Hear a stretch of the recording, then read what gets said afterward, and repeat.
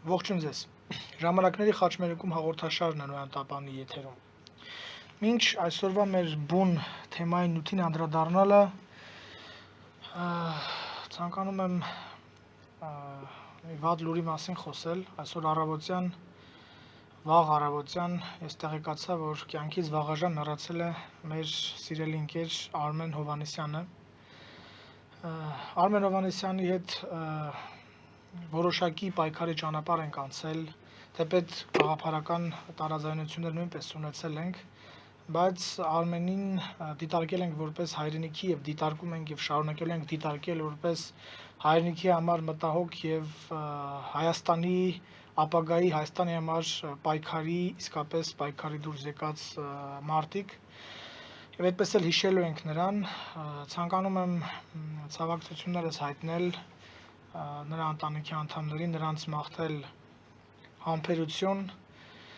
եւ Աստված լուսավորի Արմեն Հովհաննիսյանի հոգին։ Հիմա անցնենք մեր այսօրվա բուն թեմային, իհարկե ծանր լուրից հետո, բայց անցնենք մեր այսօրվա բուն խոսակցության թեմային։ Ուրեմն ուզում եմ մեր հաղորդումը սկսենք մայիսի 9-ի կապակցությամբ Նիկոլ Փաշինյանի այցից դեպի Մոսկվա։ Եվ այս իրադարձությունը կամ այս մեկնումը ուզում եմ մեկնաբանել ոչ միայն Նիկոլ Փաշինյանով այսպես միայն սահմանափակված, այլև ընդհանրապես ուզում եմ խոսել երևույթից։ Ուրեմն նախ սկսենք նրանից, որ մայիսի 9-ին կամ մայիսի 9-ի նշանակությունը հայ ժողովրդի կյանքում մի փոքրիկ, այսպես ճակերտավոր իհարկե մի փոքրիկ անհասկանալի է ներկայացված։ Ներկայացվում է որպես հայության հաղթանակ, չգիտեմ, որպես հաղթանակի տոն եւ այլն։ Ես ուզում եմ տրամաբանությունը հասկանանք, իրար հետ։ Ուրեմն հայերը իրենց բազմահազար պատմության ընթացքում տարբեր կայսրությունների կազմում մասնակցել են տարբեր ճակատամարտերի եւ պատերազմների։ Հայերը հռոմեացիների կազմում մասնակցել են տարբեր պատերազմների ընդդեմ, չգիտեմ, վեստգոթերի կամ օզգոթական ցեղերի, անգամ հայ զորավարներ են եղել, որոնք փայլուն հաղթանակներ են տարել։ Հայերը պարսիկների զորքերի կազմում մասնակցել են, չգիտեմ, քուշանների, հեպթաղների դեմ տարած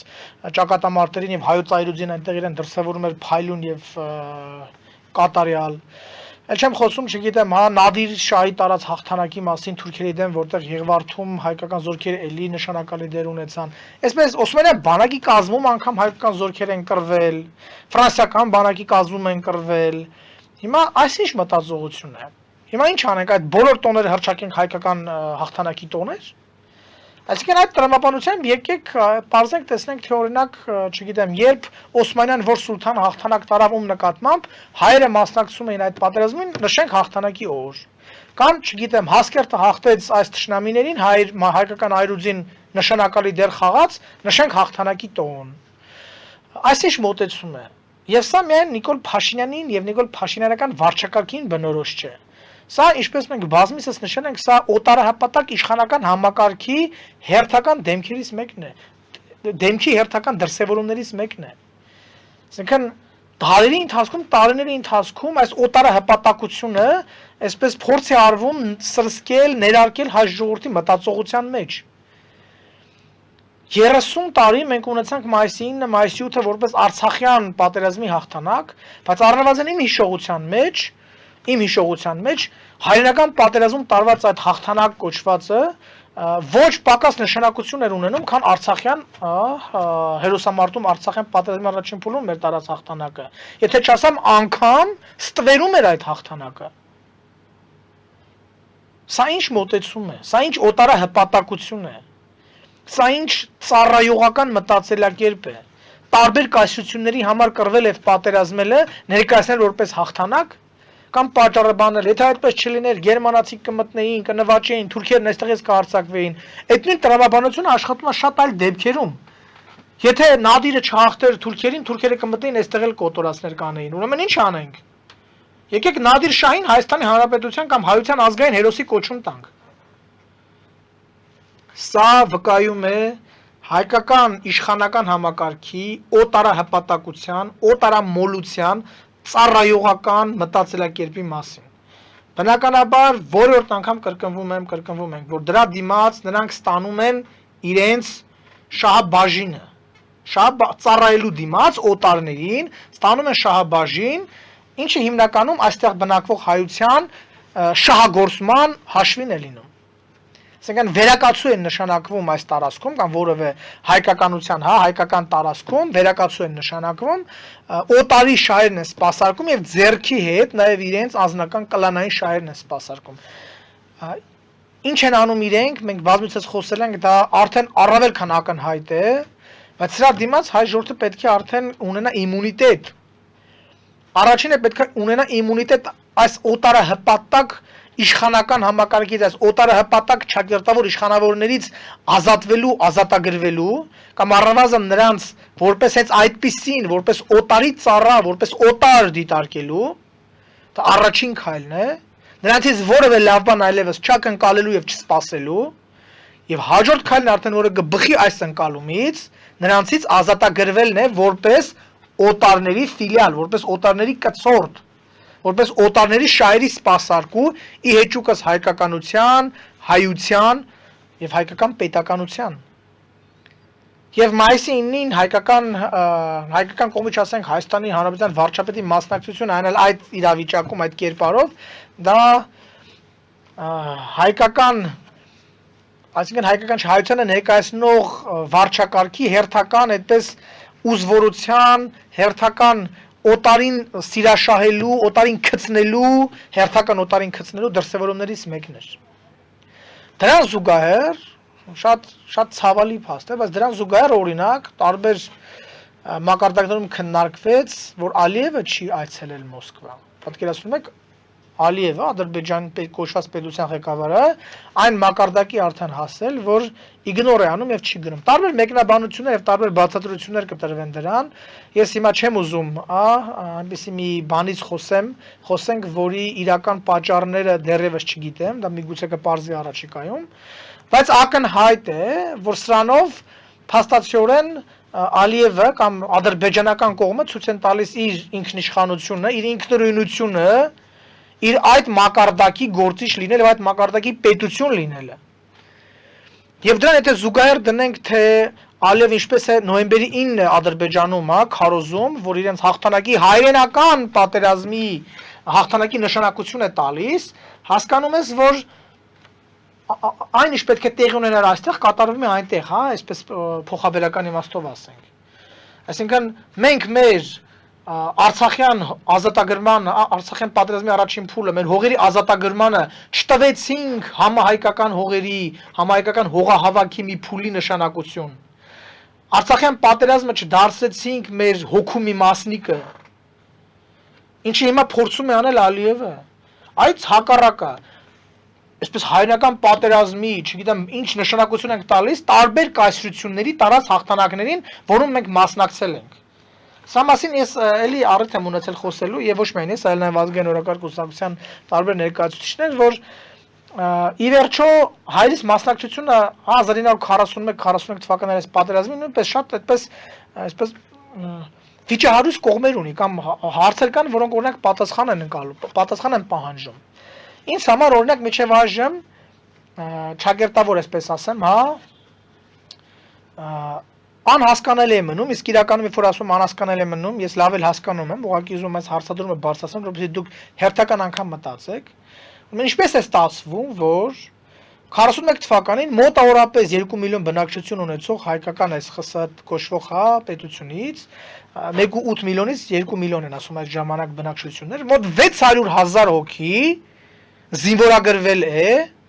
ռուսական բանակ, սովետական բանակ։ Պատկերացնում եք, եթե հաշվենք 1.8 միլիոն, ասում է 1/3, այսինքն 3-ից 1-ին տարել են, այսինքն բոլոր տղամարդկանց տարել են, 600,000 հոգի 1.8 միլիոն բնակչությունից տարել են գերմանացիների դեմ պատերազմելու, եւ տրամաբանական հարց է առաջանում այստեղ, իսկ Ադրբեջանից ինչքան են տարել։ Իսկ այն մյուս պետություններից, որոնց տարածքում չեն ընթանում ռազմական գործողությունները, ինչքան են տարել բնակչության այդ համամասնորեն։ Երբ որ այդ համամասնությունները թվերը դնում ենք, հասկանում ենք, որ Հայաստանը առաջին տեղն է զբաղեցնում պատերազմին իր տված զինվորների քանակով, այն տարածքների շրջանում, այն պետությունների միութենական պետությունների շարքում, որոնց տարածքում ռազմական գործողություն տեղի չի ունեցել։ Այսինքն այլ հարցեր օրինակ Ուկրաինան, չգիտեմ, Բելարուս կոչված այսօր այդ պետության տարածքում, որ դե այնտեղ գերմանացիներն են հասկանալ է, որ այնտեղ ամբողջ ժողովուրդը կարող էր պատերազմել։ Բայց այնտեղ որտեղ որ գերմանացիները մուտք չեն գործել, ռազմական գործողություններ չեն եղել, առաջի տեղում գտնվում է 1.8 միլիոնանոց Հայաստանը, որը տվել է 600,000 զինվոր։ Այսինքն ինչ է կարող է օդում տես կախված հարցամա միտում է եղել տղամարդկանց կոտորել, որ հայերի քանակը նորից սահմանափակվի, որ հայերը 3 միլիոնից չանցնեն էլի, որտեղ որ հայերը 3 միլիոնից անցնեն տարածաշրջանում կարող է շատ հարցեր առաջ դնեն թուրքերի եւ նույն ռուսների առջեւ։ Որտեղ եթե օրինակ 1.8 միլիոնը այդքան չտար զոհ կամ 1.8 միլիոնը 41 թվականից հետո 90-ականներին դառնար 6 միլիոն, 10 միլիոն, գուցե Արցախյան պատերազմը այլ ընթացք ունենար։ Սա ոչ միայն Փաշինյանին է վերաբերվում, այլ Փաշինյանի նախորդներին, այդ բոլորին է վերաբերվում, որովհետև այս մոտեցումը համակարգային է եւ շարունակվում է այդպիսին։ Համակարգի մասին խոսելուց իհարկե չեն կարող նաև թե այդպես հպանցիկ չանդրադառնալ այն ամենին, ինչ կատարվում է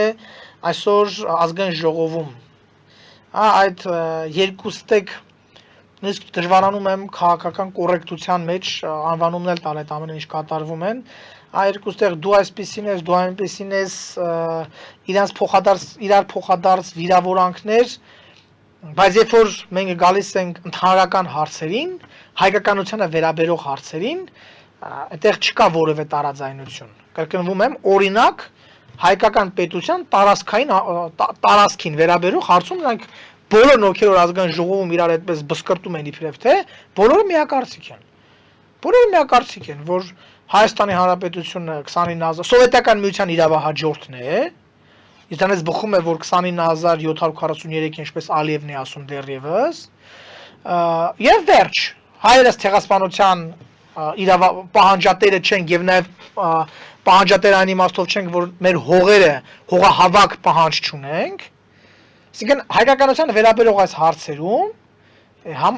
ամբողջությամբ ներդաշնակ են, բայց դու թալանչի ես, դու, չգիտեմ, սա ես գողացել, դու այստեղ Սևանում դաչա ունես, թե դու էլ, չգիտեմ, ճիր ես արտադրում, այս ամեն ինչի մեջ իրանք իրար հետ բսկրտվում են։ Իսկ գիտեք ինչու։ Որովհետև այո, նրանք իրավացի են այս կոնտեքստում իրավացի են ենթագիտակցորեն մատնում են նաև։ Իրենց հիմնական վեճը, իրենց հիմնական չկիսվող բանը բարիքն է։ Բարիքն է, ով պետք է Սևանի ափին դաչա ունենա։ Ով պետք է բանանի ներմուծումը անի։ Սա է նրանց կռիվը։ Եվ այսօր այդ ամբողջ կռիվը, որին իրենք կարող են տալ հայրենասիրական, անկախության համար մղվող պայքարի, չգիտեմ, արցախյան եսիմինչ առաջամարտիկների շղարշ։ Բայց որ գալիս է գործնական փուլի եւ գալիս է քայլերի եւ նույնիսկ խոսքի մակարդակով գոնե, նրանք սինխրոն են, սինխրոն։ Մեկը մյուսի իրավահաջորդն է, հոգեզավակն է, ինչպես վերջերս խոստովանեց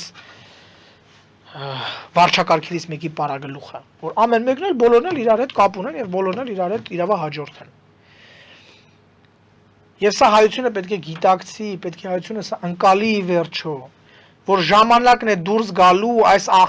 ակցիանից, որի մեջ նրանք գիտեք ուզում են հայությանը գցել հերթականական 2026 թվականի կոչված ընտրությունների ժամանակ։ Նորից խաղան այդ ընդդիմություն, իշխանությունը այդ խաղ եւ հայությանը ներքաշեն դրա մեջ։ Հասկանալի է, նրանց ձեռքն է ռեսուրսները, փակում են ամբողջ դաշտը համարյա։ Չեն թողնում, որպեսզի այլընտրանքները, իրական այլընտրանքները ի վերջո հանդես գան կամ իրական այլընտրանք իրենց հանդես գա։ Որտեղ իրենք միևնույն բոլորը մեկն են։ Հասկանալի է այդ ամեն ինչը, բայց այդքանով հանդերձ հայությունը պետք է սա ի վերջո վերջնականապես գիտակցի, որ այս իշխանական համակարգը 90-ականների սկզբից ձևավորված, իր տարբեր վարչակարգերով, իր տարբեր առաջնորդներով, իր տարբեր իշխանական վարչակարգերով, իրենք բոլորը նույն համակարգի տարբեր մասնիկներն են, որոնք ունեն գլոբալ նույն մոտեցումները հայկականության վերաբերյալ, հայկական հարցի վերաբերյալ, հայկական պետականության տարածքների վերաբերյալ, Առաջին հանրապետության իրավահաջորդության կամ սովետական Հայաստան կոչված իրավահաջորդության վերաբերյալ, նոյեմբերի 9-ի փաստաթղթի վերաբերյալ։ Սա է իրականությունը, եւ մենք պետք է ի վերջո իրականության հետ առերեսվենք։ Ես այս վերջերս իդեպ նկատեցի, որ մասնավորապես Լևոն Տեր-Պետրոսյանի շրջանակներից սկսել են որոշակի անդրադարձ կատարել, թե ինչու 1994 թվականին նրանք գնացին զինադադարի արդարանալ։ Ես սա նաև համարում եմ որոշակիորեն իմ հաղթանակը կամ իմ հաջողությունը որոշակիորեն, որովհետև ըստ էության հայկականության հայրիս շրջանակում արդեն սկսում է շրջանառվել այս թեզը։ Երբ որ մենք տարել էինք փայլուն հաղթանակ ադրբեջանական զորքերի նկատմամբ, ինչու մենք չէինք անում այն ադրբեջանցիների հետ, հիմա ինչ որ ադրբեջանցիները անում են մեզ հետ։ Ինչու դա չէինք անում։ Եվ հիմա հնչում է փայլուն պատասխան, որը իդեպ միայն Լևոն Տեր-Պետրոսյանական շրջանակներից չի հնչում, նրա հաջորդներից էլ է հնչում, որ իբրև թե մենք հայկական բանակը ուժասպառ էր, մենք նույնպես զինադադար էինք ուզում, մենք այլևս չէինք կարող շարունակել պատերազմը, եւ այսպիսի կրկին հայկականությանը նսեմացնող եւ մեր ուժերը թերագնահատող հայտարարություններ։ Այնինչ պատերազմի եւ այդ ժամանակվա մասնակիցները, անձնապես այնտեղ մասնակիցներ, հա, տեղում, եւ նաեւ ականատեսները պարզ էր, որ Ադրբեջան կոչված պետությունը 1994 թվականի փետրվարի իրենց կողմից սանձազերծված վերջին լայնածավալ հարձակումից եւ հայկական զորքերի այդ հարձակումը հետ շպրտելուց ու ջախջախելուց հետո բարոյապես եւ ընդհանրապես կազմաքանդված էին եւ ուղղակի փախչում էին։ Այդ դրանից հետո հայկական զորքերը ունեին եւ բարոյական, այսպես հաղթանակած ոգի եւ ունեին հնարավորություն ավելի առաջ գնալու։ Հարց է ընջում, իսկ միջև երբ պետք է գնանք, միջև ուր պետք է գնայինք։ Ահա թե որտեղ է թաքնված ճշմարտությունը, միջև ուր պետք է գնայինք։ Միջև այնտեղ, որտեղ որ համարում էիք, որ համարվում են իրականում հայկական տարածքներ, հայկական հողեր։ Միջև այդտեղ։ Եվ դա պետք է լիներ ձեր նպատակը։ Եվ դա պետք է լիներ հայկական պետականության, հայկական ազգայնական իշխանությունների նպատակը։ Եվ այդ ձեր հարցադրումով դուք նորից բացահայտում եք, որ դուք բացարձակ կապ չունեք հայկականության հետ, հայության հետ։ Եվ դուք չեք սպասարկել եւ չեք սպասարկում հայության շահերը։ Սպասարկել եք, սպասարկում եք օտարների, օտար կայսրությունների շահերը, փորձելով միևնույն ժամանակ նաեւ ձեր անձնական կլանային բարիքները հոգալ։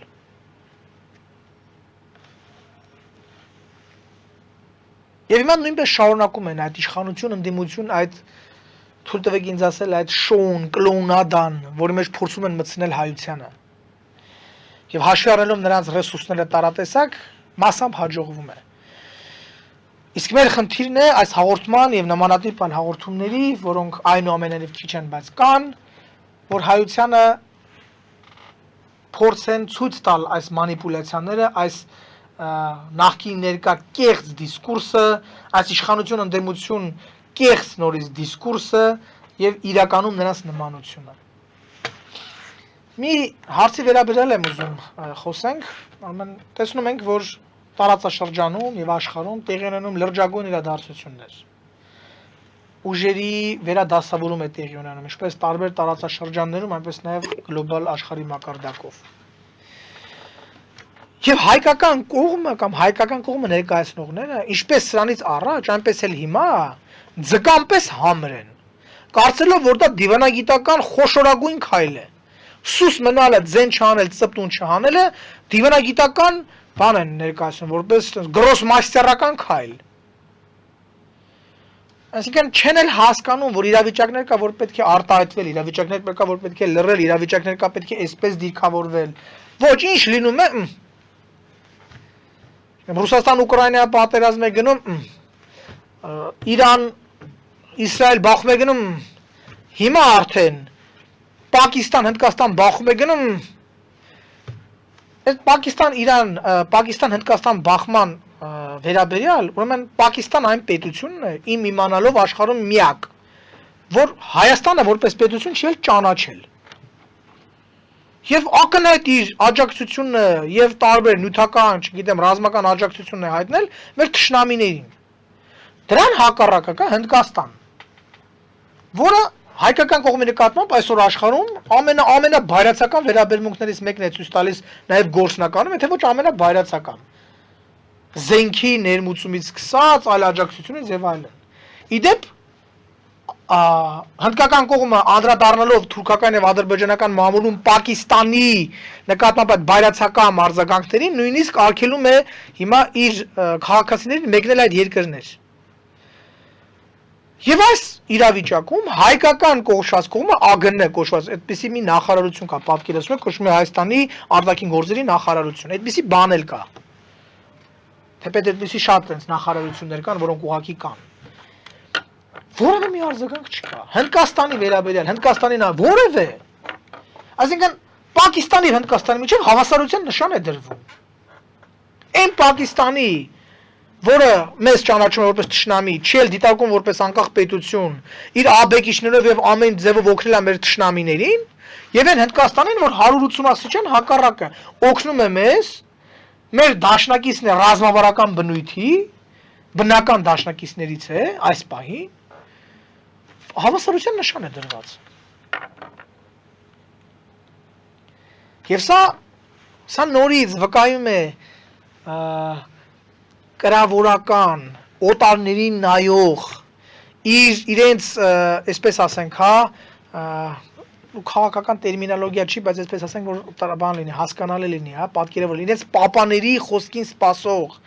կարող է Հնդկաստանին աջակցենք, չգիտեմ, Ռուսաստանից մեզի քխ ասեն, կարող է Էրդողանը մեզի վատ բան ասի, կարող է Ամերիկայից մեզ զանգեն, կարող է, չգիտեմ, Ամազոնի անտառներից մեզ զանգեն։ Այսպես, այնպես, հասկանեք, ինչ վիճակ են հասցրել։ Եվ սա միայն կրկնում եմ Նիկոլ Փաշինյանին չի բնորոշ։ Այո, նա հիմա դրա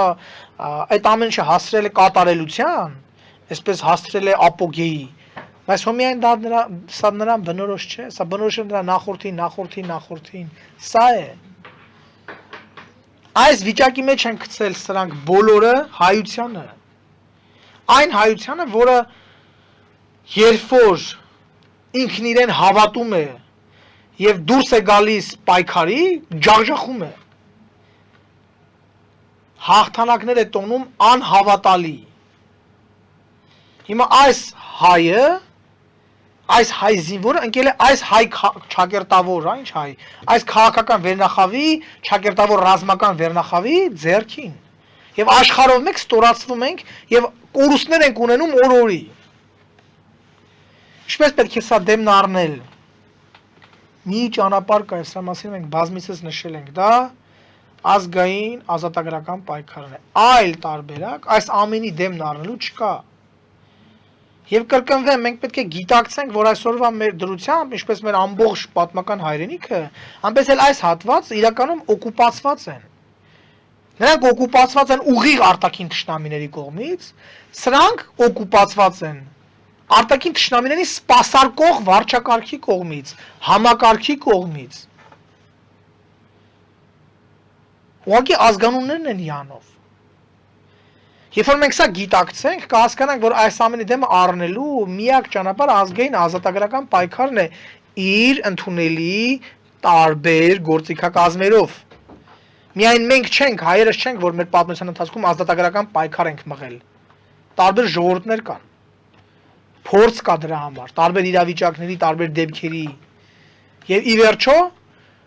մենք երբ որ գիտակցենք, թե որն է ազատագրման, որն է ամենից ի վերջո ազատվելու ճանապարհը, այդ ժամանակ կսկսենք արդեն քննարկել ազատագրական պայքարի քարտեզը, ուղիները, մեթոդները ժամանակի պահանջներին համահունչ։ Բայց բոլոր այս իշխանական համակարգի բոլոր ներկայացուցիչները, բոլորը խնդիր ունեն համատեղ, խնդիր ունեն հայությանը համոզելու, որ ոչ, որ իրականում այստեղ տեղի է ունենում, չգիտեմ, վատ կառավարում, փնթի կառավարում, որ հայությանը հերու պահեն իրենցից ազատագրվելու այդ գաղափարից։ Այդ է պատճառը, որ երբ որ որևէ մեկ ուժ, անհատ անգամ այս ամենը բարձրաձայնում է, այդ բոլորով միասին համախմբվում են եւ հարվածում են այդ ուժին, այդ անհատին, որտեղ անհատից կամ այդ ուժից, ազգայնական ուժից վտանգ են զգում բոլորի հանդեպ, իրենց բոլորի համար։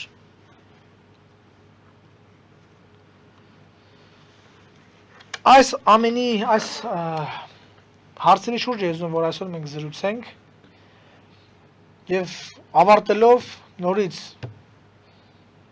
ի վերջո մենք պետք է հասկանանք ինքներս մեր մեջ, որ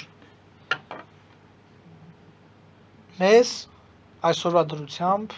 Հայաստանում իշխանության են գտնվում օտարների շահերը սպասարկողները, որոնք հայության շահերը ստորադասել են, ստորադասում են ի հեճուկս հայկականության շահերի, ի օգուտ օտարների, կայսրությունների։ Եվ այդ համատեքստում իրենք իրենց անձնական, ընտանեկան, կլանային բարեկեցության հարցերն են լուծում։ Եվ այս ամենից մենք պետք է ուղղակի ազատագրվենք։ Ամեն մեկս մեր մեջ պետք է մտածենք, ոնց, ինչպես։ Եվ հետո նոր տեղի ունենա համախմբումը, որի մասին անընդհատ խոսում ենք։ Շնորհակալ եմ ուշադրության համար, նմանատիպ հարցերի քննարկման համար կհանդիպենք նաև հաջորդիվ։ Մնաք բարև։